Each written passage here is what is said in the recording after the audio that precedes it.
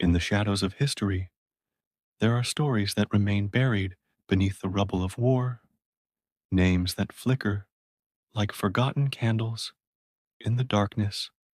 Tonight, I want to tell you one of those stories. It begins not in the filth of a concentration camp, but in the shimmering light of Italian palaces. A young princess, adorned with jewels and expectation, destined to live among the highest courts of Europe, would one day whisper her last words not as royalty, but as a sister among prisoners. This is the chilling, nearly lost tale of Princess Mafalda of Savoy, the only European princess to die inside a Nazi camp. And once you know it, you may never look at history the same way again. Mafalda Maria Elisabetta Anna Romana was born in Rome in 1902, a daughter of King Victor Emmanuel III of Italy and Queen Elena of Montenegro. Unlike the image we might conjure of spoiled royal children, Mafalda's childhood carried an unusual simplicity. Her mother, raised in the rough mountain villages of Montenegro, believed in humility, service, and grounding her children in ordinary tasks.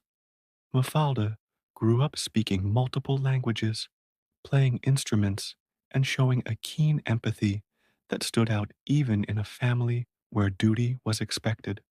When the First World War bled across Europe, Mafalda did not remain shielded in marble halls.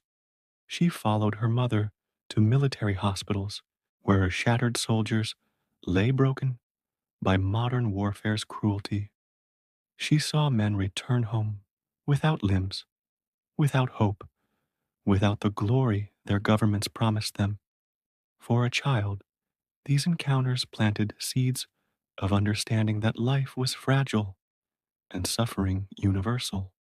Though she was a princess, her eyes were not blind to pain. As she grew, so too did her beauty and reputation. By the time she was 22, Mafalda captivated attention across Europe. In 1925, at a glittering garden party in Rome, she met Prince Philip of Hesse. Their union was more than romance, it was political theater, binding together Italian and German nobility after a war that had set their nations against each other. Their wedding, held in a castle in September of that year, was a spectacle drenched in medieval grandeur. She wore the Hessian ears of wheat tiara, a dazzling circle of diamonds, once belonging to Russian royalty. Her dowry included amethyst jewels so large they seemed carved from night itself, and pearl strands long enough to loop around her neck many times. The press adored her. To the world, it looked like a fairy tale, a promise of peace through marriage. But fairy tales often hide the wolves lurking in the forest. The 1930s brought shadows darker than even Mafalda could have imagined. Her husband Philip embraced Hitler's rising regime with fervor. He joined the Nazi Party, worked closely with Hitler and Mussolini, and held positions of power as governor. He used Mafalda's royal bloodline to strengthen political alliances. To him, their marriage was not just love, but leverage. But where Philip bent the knee, Mafalda stood defiant. She saw Hitler not as a savior of Germany, but as a destroyer of Europe. Her disdain for him was no secret. In return, Hitler despised her with venom. He called her the Black Carrion of the Italian royal house. Goebbels sneered at her with crude nicknames, spreading propaganda against her name. Imagine the chilling irony. Her husband was one of Hitler's trusted aristocrats, while Mafalda became one of the Führer's most hated enemies. By 1943, the world was tearing itself apart again. Italy surrendered to the Allies, shattering the Axis partnership. Mussolini was ousted. Mafalda's husband, despite his loyalty, fell from grace and was imprisoned by the Nazis. Their children sought sanctuary behind Vatican walls, and Mafalda herself, she stepped into a carefully laid trap. On September 23rd, 1943, her wedding anniversary, Mafalda received a phone call. An SS officer claimed her husband needed to speak with her urgently at the German embassy. She could not have known Philip was already a prisoner. With quiet resolve, she went. The moment she entered the embassy, the doors slammed shut. She was arrested, her royal titles stripped away, her future sealed. She was shuffled between Munich and Berlin for harsh interrogations before being sent to a place whose very name would curdle the blood of Europe, Buchenwald. Now, pause for a moment. Picture the transformation. The woman who had once stood beneath jeweled chandeliers, wearing tiaras worth millions, was now shoved into isolation barracks. Her name was erased, replaced by an alias. Her dresses of silk traded for prison rags. Yet even here, in a camp designed to break human spirit, she clung to something the Nazis could never strip away: her compassion. Witnesses would later recall her quiet kindness. She shared her rations with fellow prisoners. She offered comfort to those near death. One Italian inmate remembered her eyes as the only beams of light in Buchenwald. For a princess raised among the powerful, she did not cling to power. She chose to give it away.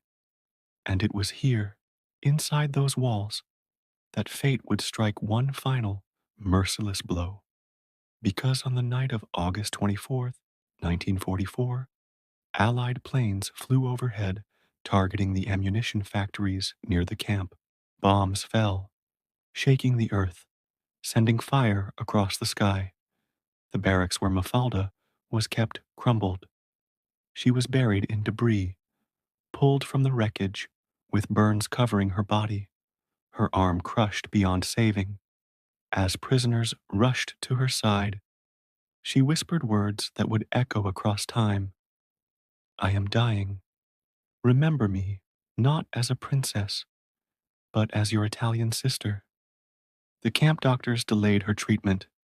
Days passed while infection spread. At last, a crude amputation was attempted, but too late, too carelessly. Mafalda slipped into unconsciousness and never awoke again.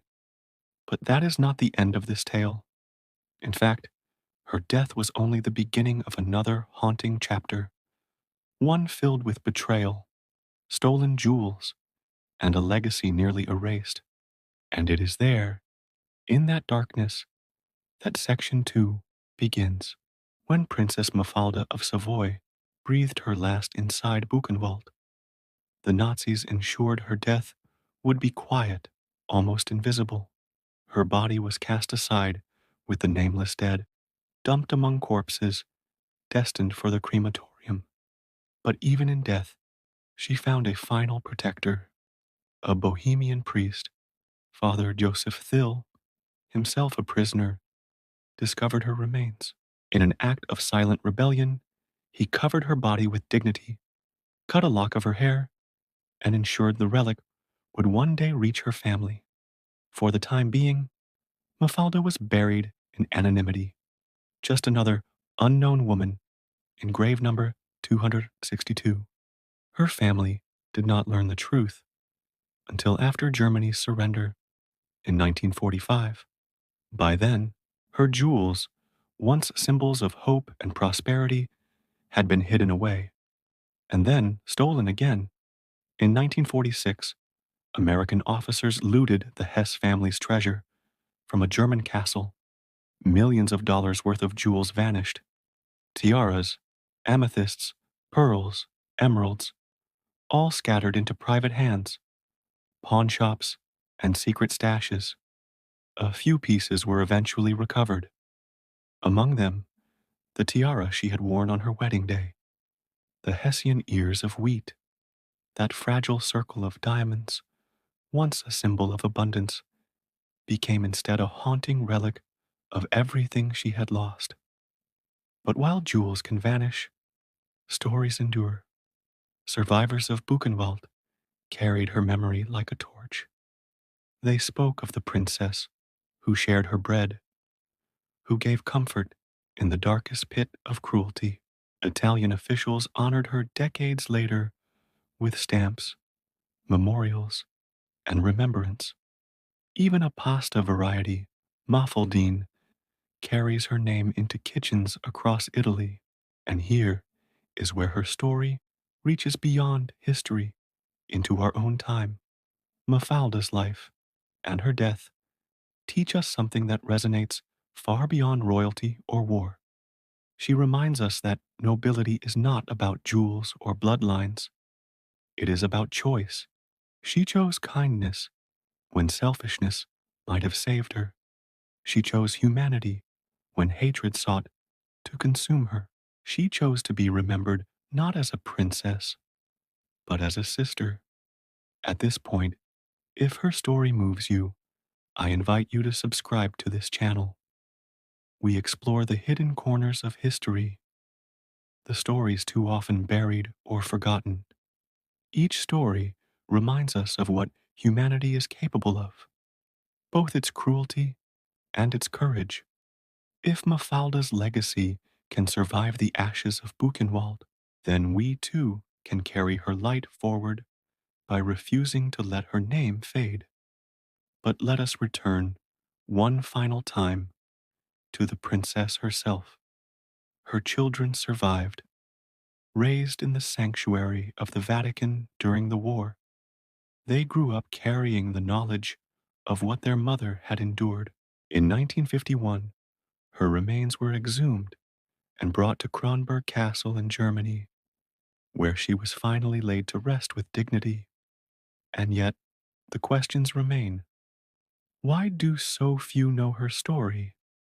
Why has history allowed her name to slip into obscurity, while others are remembered endlessly? Perhaps it is because her life sits uncomfortably between worlds, royalty and resistance, privilege and prison, silence and sacrifice. But perhaps that is exactly why we must tell it, because there is something haunting about her final words. Remember me not as a princess, but as your Italian sister. In them, she rejected the distance of titles, crowns, and ceremony. She wanted to be remembered as one of us, as a human being stripped of everything but compassion. And that, in the end, may be the most royal legacy of all. So, I leave you with this. When you face a choice between silence and truth, between selfishness and generosity, between comfort and courage, remember Mafalda, the princess who lost her crown, her freedom, her life, but never her humanity. Now I ask you, what part of her story struck you most deeply? Was it her bravery in defying tyranny, her compassion in the camp, or her haunting final words? Share your thoughts in the comments below. Her memory deserves to live on, and perhaps through your words, it will.